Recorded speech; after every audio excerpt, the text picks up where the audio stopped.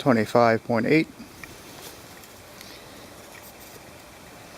28437.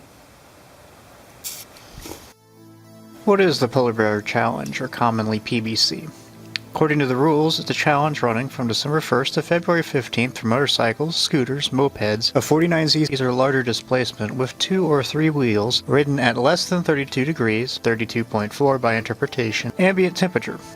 For this year, the starting temperature has to be shown at the beginning of the ride. Interestingly, rereading the rules, I see no requirement for it to actually be spoken, but that is the tradition. The video must contain at least 3 minutes of actual ride footage, and the total video shall be limited to 7 minutes or unless further discretion of the judge. Videos are to be linked on the Ning website. To compete in the miles category or points category, odometer must be shown and spoken at the beginning and ending of each ride.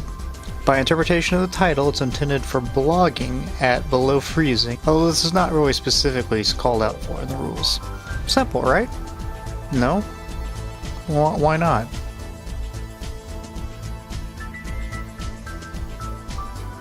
Much like last year, there is a debate into what is the philosophy behind the challenge.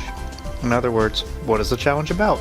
Is it a survival challenge? Is it about staving off hypothermia? Is it about showing that you can safely ride a motorcycle below freezing? Is it about pushing yourself? Is it about competition? Is it about forcing yourself to post a video every day? Is it about testing your skills with dealing with roads with minimal friction or possibly lack ice? How about it being a challenge only at night to maximize the dangers and minimize the radiant heat? Is it about taking your summer riding gear and see how far it will take you into the cold?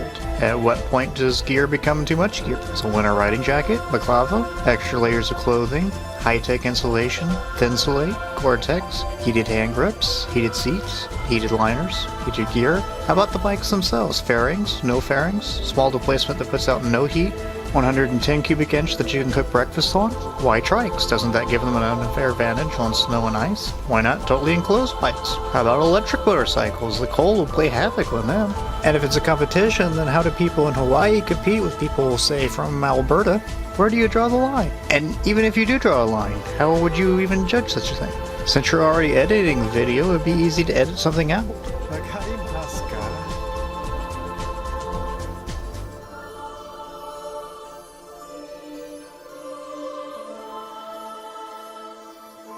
I'm not a founding member of the challenge, nor am I a judge.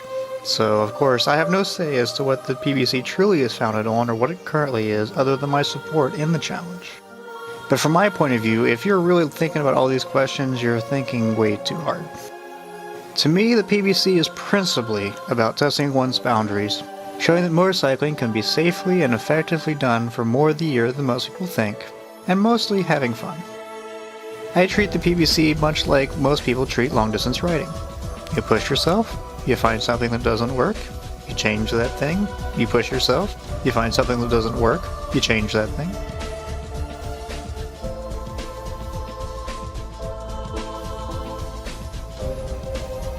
Last year I had no heated gear of any kind, and I didn't even have quality pants to work with. I got a whole of 30 total miles and the lowest temperature of about 22 degrees Fahrenheit. If you watch the videos, basically I'd ride about 5 mile stop somewhere where I could at least let my body heat regenerate and then ride back.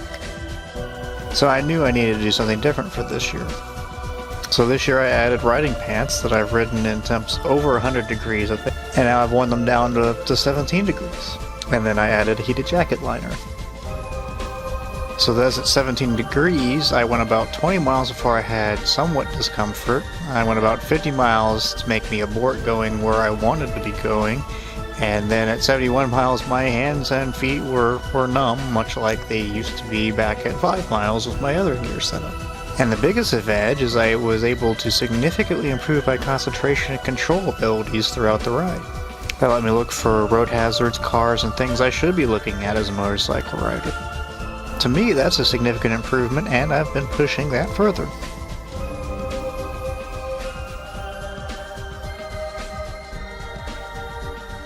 In the end, the PBC is what each participant makes of it.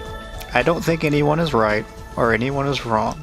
As long as the basic rules are agreed to and followed, that's all that it is.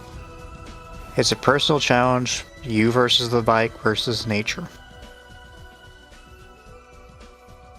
And if you don't mind, I'm going to stop off at this Wendy's here and have a quick bite to eat and watch a video about quicksort algorithm demonstrated by dancers dancing to Hungarian folk music on my phone. 30.9 here at 11.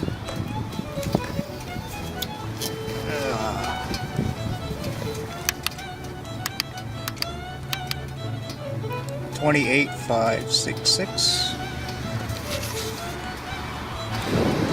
Now the real question is going to be, how horrible is that camera angle?